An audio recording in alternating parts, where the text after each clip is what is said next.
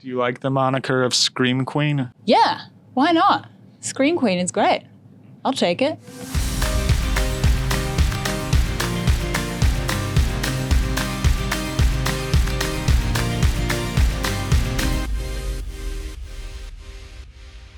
Could you describe this movie for people who are going to be going in fresh to watch it this week? It's very experiential. It's tough because we don't want to give people too much walking in. I think it's like we've talked about really not wanting to discuss too much about the plot or even like some of the turns or the tone or even that Samara's in it or anything at all, what kind of genre it is. I think it's, it's based on, me and Simon are, deeply entrenched in watching way too many genre movies. We've been doing it for way too long.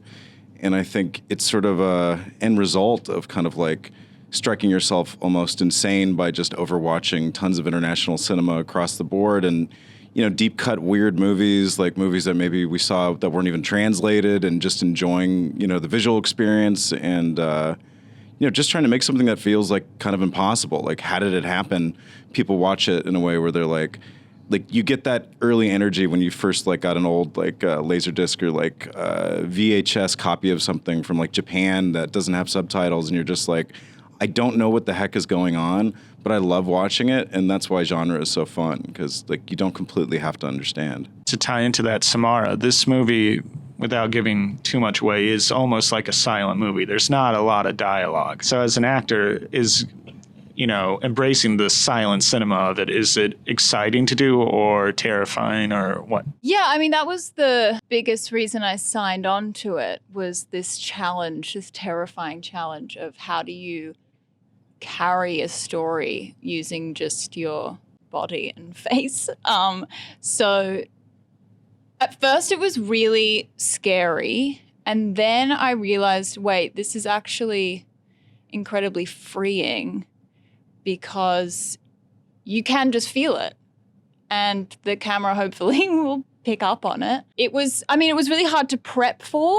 I used a lot of animals. I watched a lot of animal videos to see, just because it is like post-apocalyptic. Where did they learn their social cues? Where would they have figured out how to communicate with one another? And so I was influenced a lot by like wolves, especially.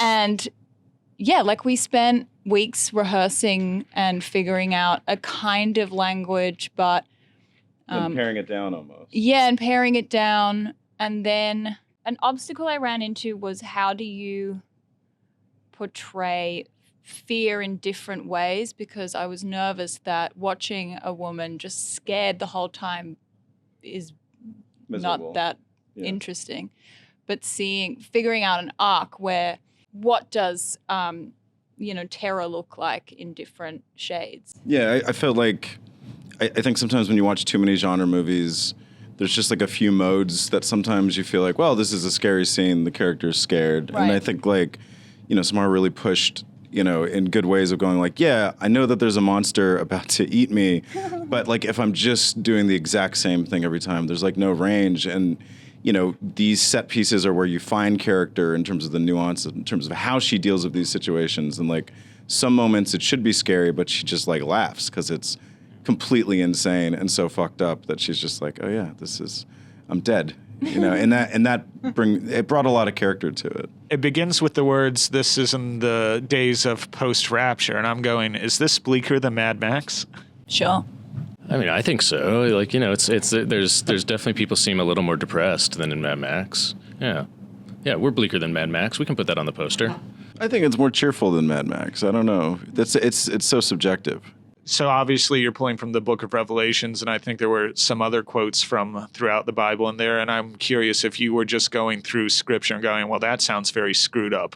Bookmark that. I'd always been really interested in kind of the religious concept of apocalypse versus the kind of like end of resources, World War III apocalypse that we often see in post-apocalyptic cinema, which is a genre that we all love. And so it was just a way of trying to basically take a lot of things literally. I'm not a particularly religious person, but I grew up very steeped in that world, and I try to be educated about it. And ultimately, I think just thinking about that led to this story, which kind of wanted to come out. And then we did have to have a conversation about, how seriously we were going to take the religious elements, but we thought that playing it straight felt right. So I did take a lot from the Bible, and a lot of it is horrific imagery and so on. And, you kind of can pick and choose a bit there. But, people do that. Samara, you've obviously done a few horror movies before now. What is the appeal of the genre that keeps bringing you back? It's such a good vehicle to explore so many things. So it's like, what is family and what is betrayal and what is, superstition. And I think using genre as an avenue, you can explore those, but on an insane level. I love doing stunt work. I don't love being covered in blood because it's made out of like caramel syrup.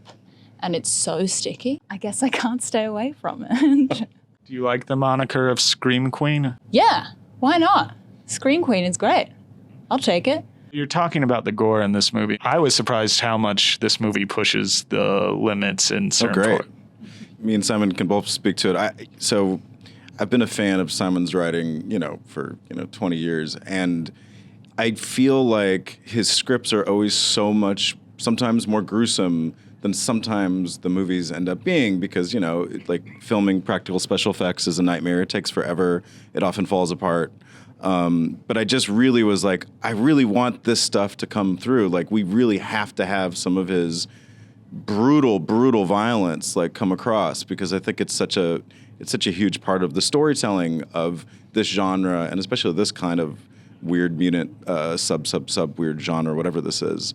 But yeah, we worked with Dan Martin, who did Possessor. He works on the Brandon Cronenberg movies, and it was just a really extensive process. As we were working on designing the look of these practical monsters, which we can get into later. It's that's really hard to get people in a rubber suit and make it look cool. But yeah, it just took a shitload of planning with the practical effects, and then going back for multiple bites of the same gag. It's like you try to rip somebody's head off in the freezing cold and the blood comes out weird. It looks really stupid. So then, Simon is shooting another take of that while we're then shooting another scene. And sometimes we're shooting 3 versions of one gore scene just to make sure that it works. Because there's been a lot of times where I've worked on a horror movie, you do the set piece and you're just like, well, I guess that's it. And you live with it. But since we had such a long shooting schedule, it gave us the opportunity to keep on trying to get those things and get all the gross little pieces, which I think is really, really important. Samara, I know you like working with Radio Silence, and I'm excited that they're making the jump to Universal Horror with Abigail. Yeah. If they invited you, would you be game for joining that sandbox? Oh my gosh, yes. They're the greatest. What monster would you like to play? An alien monster? Although that's a lot of prosthetics, I assume. Let's stick to some kind of human. Less prosthetics, the better.